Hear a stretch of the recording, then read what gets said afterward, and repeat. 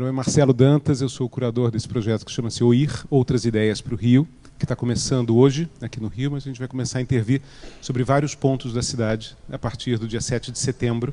As obras já estão sendo construídas e esse é o primeiro movimento que a gente está fazendo público do projeto, que é o encontro do Andy Goldsworthy, aqui na Escola de Artes Visuais. O Andy é um artista muito singular. Eu acho que se vocês todos estão aqui é porque de alguma forma vocês já ouviram falar na obra dele. Ele veio no último ano desenvolvendo uma relação para entender o espaço urbano do Brasil, e foram 4 visitas até ele encontrar aquilo que seria a linguagem para gerar essa obra que já está montada numa rua anexa ao Centro Cultural da Ação da Cidadania, ali perto do Cais do Porto, perto da Praça Mauá, no centro. Esse projeto ele é um projeto que nasceu de uma vontade de se criar um diálogo entre a paisagem urbana da cidade e artistas contemporâneos de fora do Rio que olhassem para o Rio de Janeiro e reiconizassem um pouco a cidade. Um pouco na própria história dessa cidade, que foi inúmeras vezes interpretada por artistas estrangeiros que deram para a gente uma leitura do que nós somos. Né? E a ideia é, assim como os viajantes fizeram no passado, trazer pessoas com um olhar virgem para esse lugar, já não mais um olhar anestesiado pela paisagem, mas um olhar fresco e tentar criar alguma coisa com essa dialética. O trabalho do Andy nasce muito de um passeio que a gente fez e, num certo momento, nós andando na Urca, encontramos uma parede em que dentro dessa parede nascia uma árvore. E aí ele estabeleceu uma ideia de que, de alguma forma, havia uma luta dentro dessa cidade, que é a briga entre o homem e a natureza. Esse era o verdadeiro conflito que ele conseguiu perceber aqui dentro. E eu acho que isso abriu uma porta, que foi o caminho criativo que foi se tomando. E aí depois ele vai contar um pouco mais dos percalços disso. O trabalho do Andy é um trabalho muito rico, são milhares de obras criadas, a maior parte delas obras efêmeras, obras que duram muito pouco tempo, mas que são todas elas amplamente documentadas, guardadas, que têm essa vontade, de alguma forma, de dialogar e reorganizar aquilo que existe já dentro do espaço. Além do Andy nesse projeto, a gente vai ter o Jaume Plensa. No dia 5, ele vai fazer uma conferência no Oi Futuro. O Jaume Plensa também é um artista muito interessante. A gente vai criar uma obra na Enseada de Botafogo. A gente vai ter Ryuichi Ikeda, que é um japonês que cria, na realidade, obras de imagem e som baseadas nas frequências de rádio. A gente vai ter Brian Eno. A gente vai ter Robert Morris, na Cinelândia. E a gente vai ter o Henrique Oliveira, né, no Parque Madureira, criando uma obra também que já está lá. A gente vai fazer uma torção entre aquilo que existia antes no parque e aquilo que foi colocado lá depois, voltando na forma de arte. Bom, com enorme prazer que eu apresento vocês a Andy Goldsworthy.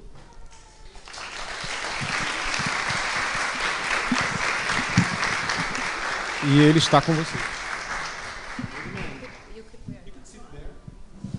Okay. So it's I've been working as an artist now for 30-odd years. I began when I was 18 years old, working more or less along the lines, obviously very different now, but along the lines to how I am. Então, eu trabalho como artista há mais ou menos 30 e tantos anos. E eu comecei a trabalhar com uns 18 anos. E é isso que eu faço, é isso que eu tenho feito toda a minha vida.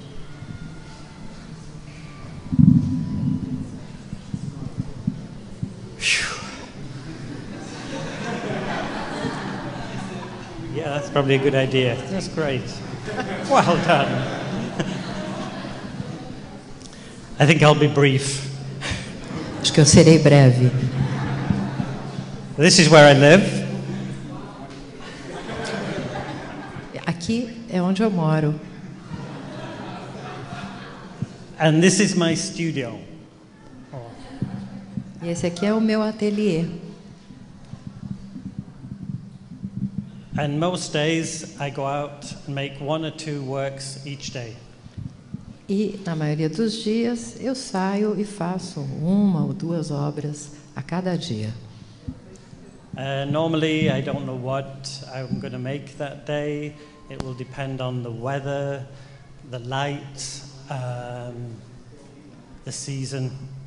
E, normalmente, eu não sei o que eu vou fazer. Vai depender da luz, do clima, da estação do ano. É assim. And it's a very physical engagement with the landscape. E, na verdade, é um engajamento muito físico com a paisagem. This was when I was 19. Sorry, this is...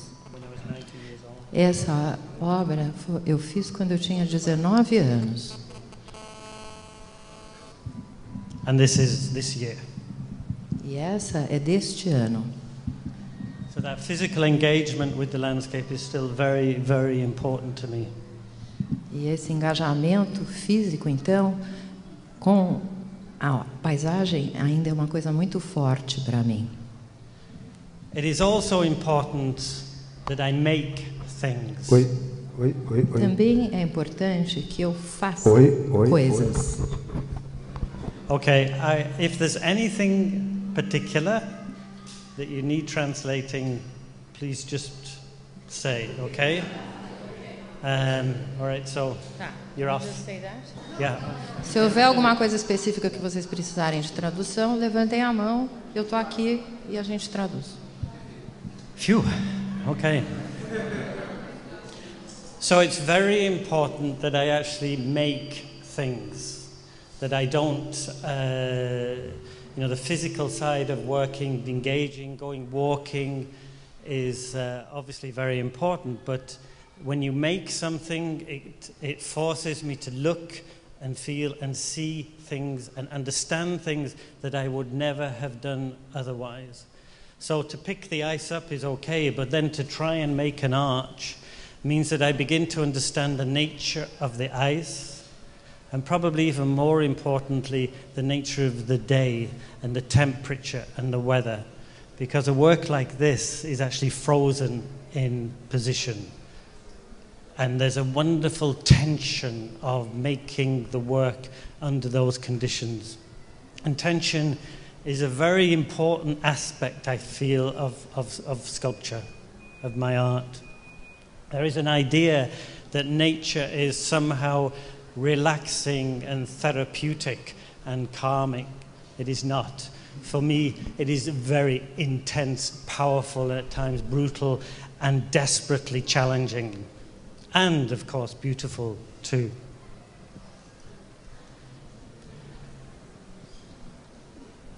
Working with the cold is not just about the temperature or the ice that is formed. And whilst I'm making the work, it has to be cold enough to freeze the icicles together. And then afterwards, over the days, the icicles continue to form over the work. And then as it freezes, so there's a whole cycle and process around the making of a sculpture. The intention of my art is not to improve on nature. I cannot do that, even if it were my intention. But I do feel this deep need to engage with it and touch and work with it. And what happens to a work, the making, the finish, but also what happens afterwards, they're all equally important.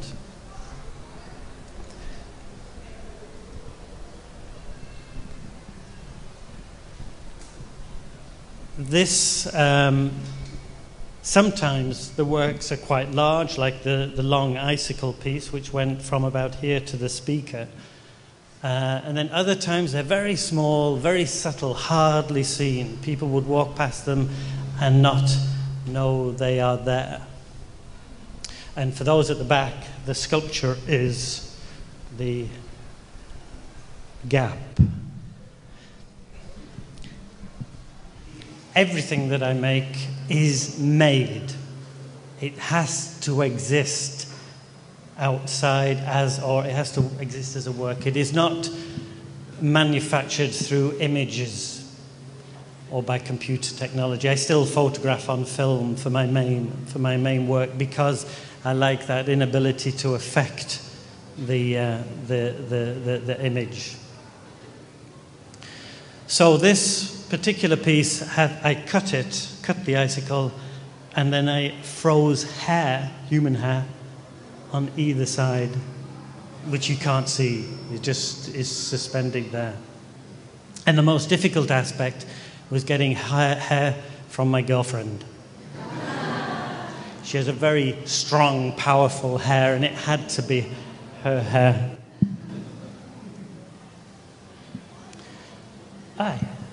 One's gone the wrong way round, sorry. They should, anyway, you know that. Sometimes I can work all day, as in this one, freezing the icicle around the tree.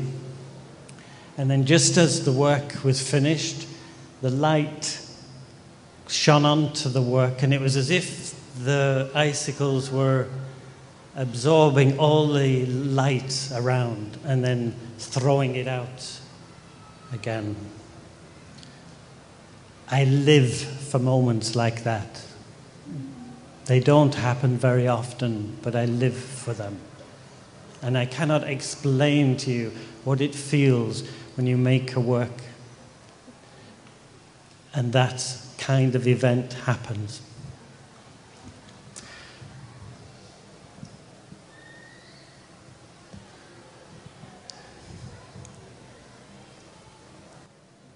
The landscape around my house is an agricultural landscape. People are very much bound up in that environment. The reason there are no trees, or very few trees, are because of the sheep, because of people, because of farmers. And I very much like that context. It puts my life and work into a deeper context. And I begin to see what I do as a layer upon the many layers that have made the British landscape rich. So often I will work with, this is an old dry stone wall. It's an agricultural wall made without cement. It's fallen down, and I've replaced the gap with ice. I'm very interested in those negative spaces left by decay, and will often return to the same space time and time again and look at that space in a different way. I will often return to the same rock, the same tree, and work with it many, many times. Each time I will see the tree or rock or place in a different way. And over time, I hope that I gain a better and deeper understanding of that tree, rock, but also the place in which that rock or tree is.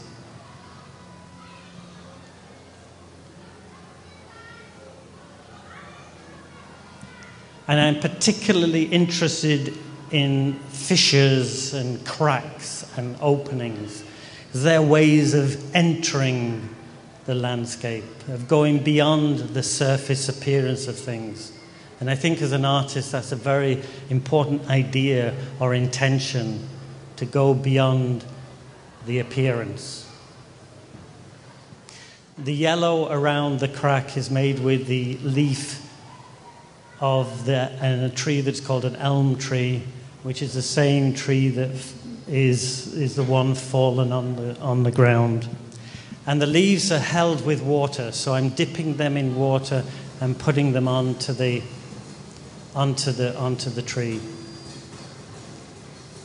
The ephemeral work, like this, all the works I've shown you so far, are made generally without any tools. I go outside with just my hands, and I like the problem of finding the way to work a material in the place that I find the material.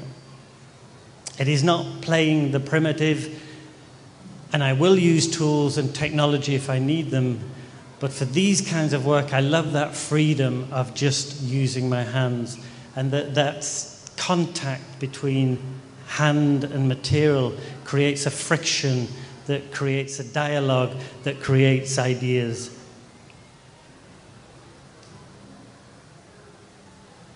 So this is mud that I've smeared on to the tree. There are many trees that I return to, or ones that I've seen fallen in my lifetime.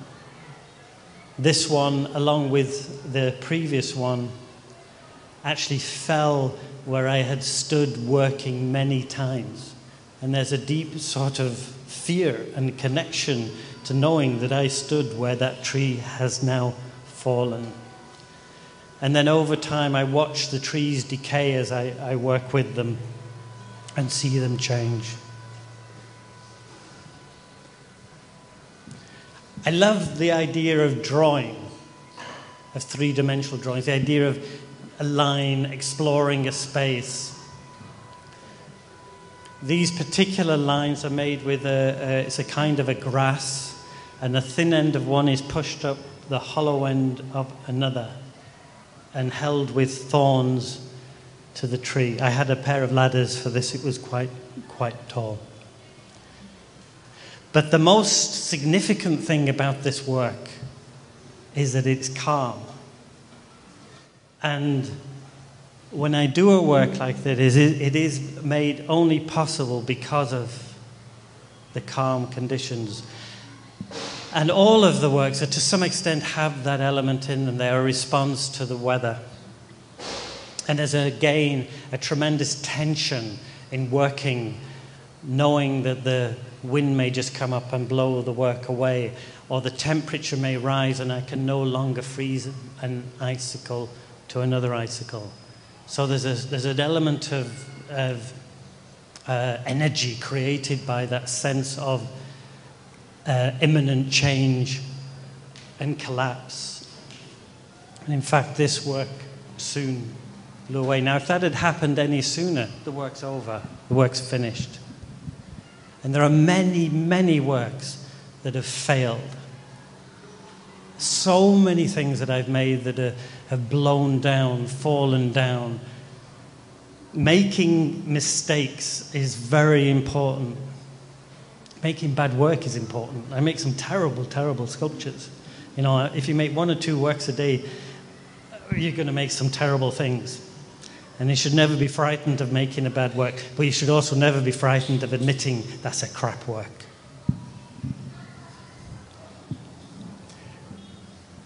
When a tree breaks, it's a big event, you know, when you walk past this tree all your life, and I often make works on these trees and then see it broken, like this one. And the wind had just snapped it and left this incredible sort of dialogue between the stump and the trunk.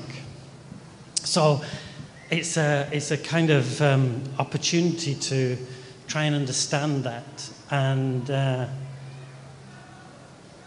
the first thing I did was make a little sketch with a line on the trunk. You can see it there. It's just this kind of squiggle. But the more interesting aspect, of course, is the connection between the two, the trunk and the tree. And I wondered if I could get across from one side to another, and I managed to make a line. Again, short stalks sticking one in the end of another. Is this making sense? The end in another to make this line. And that's very important too, that I don't use string. You know, to do string, it would just be a piece of string. To use the grasses has a tension and an energy in it. And the grasses come from right by the tree, so they're part of the tree too.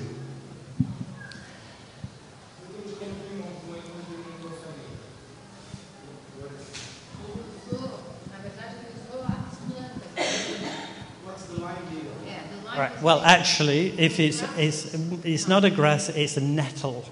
Do you know what a nettle? It's like a grass. I knew you wanted to stand grass, so it's about this high. Yeah. And in winter it dies. And it's hollow inside. And you can push the thin end into another. Nettle. Nettle. It stings. It makes you...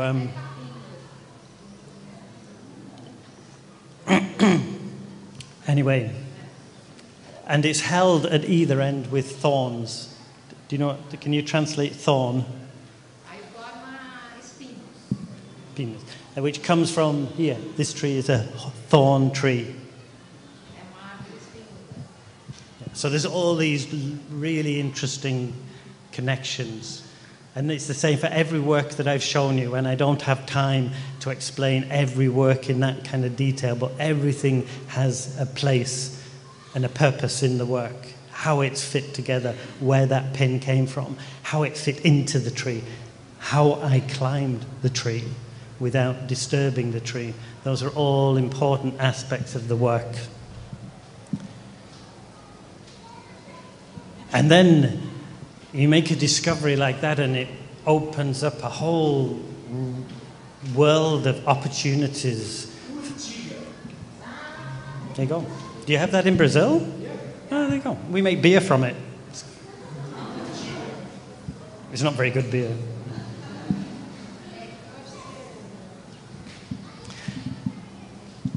Anyway, this is the stump of the tree.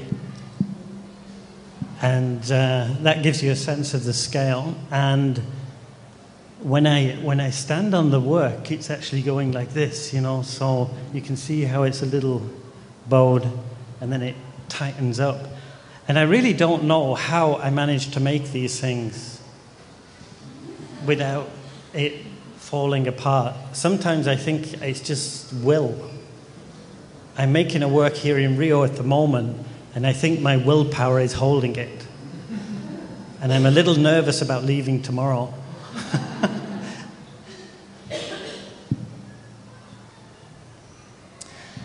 And whilst the tree is like this, I will return and make many, many works, because this was also very calm. There was no wind. But the other problem is, whenever a tree falls, and this is not my land, I don't work on, I have only a small field. I work on the fields of farmers around where I live. And I like that. I like working on other people's land because it makes me aware of the social nature of the landscape. And that at any moment the farmer can come across and ask me, what is it I'm doing? In fact, the farmer has seen more of my sculptures than anybody else in the world. But when a tree falls, eventually the farmer will clear it up. And one day the tree was cleared up. And there's also a sadness when that happens, but I would never, ever ask the farmer not to clean the tree. I haven't to interfere in that. But I made one last work with the very little bits that were left. I put it back on the stump of the tree for the farmer. He's very tolerant. I know I'm English, I'm an artist, and I live in a small Scottish village. Being English and artist are two reasons for being treated as an alien. And the reason I moved to Scotland was because it was very cheap, and I was very, very poor 25, 26 years ago. I stay in Scotland because of the people. And I stay because they are very tolerant and have accepted what I do. They don't understand necessarily what I do, but they are tolerant of it. And that's a big thing. Sometimes the small ephemeral works not sometimes, but often, they then form the basis for ideas for permanent works. The ephemeral work, the work that I make, like you've seen, is made in the spirit of discovery and learning. It's very personal. Apart from the farmer, it's usually just me and walkers and whoever pass by see it. It's only shown through photographs. And then there are times when I will make permanent sculptures, often very big projects where I use machinery, tools, and I'm very happy to do that. But the ephemeral work is the nourishment. That's the food from which everything else happens. So a work like this can grow into a larger piece. And when I was asked last year to go and make a work in Queensland, Australia, in the rainforest, I had an idea to work with the, you probably have these too, the strangler fig. It's a fig tree. You know, it grows in the bough of the tree, then throws its roots and kills the host. For a Scot, that is an unbelievable idea, because our trees don't go around killing other trees like that. It's a very kind of, and the way that it seems to know how to and where to put roots, there seems such a calculation, engineering in the way that it kills the host, and then grows into a huge tree like that. So my idea was to make a can out of stone for the tree to eat. And this is me making the can. And that's the tree planted in the top of the sculpture. Yeah. And the tree actually came from, on the top was a cutting from this one that fell. So we had to find a tree that had just fallen down to provide space to make the sculpture, to plant the tree that will eat the sculpture. And this is what I consider to be a permanent work. Change is very important to everything that I do.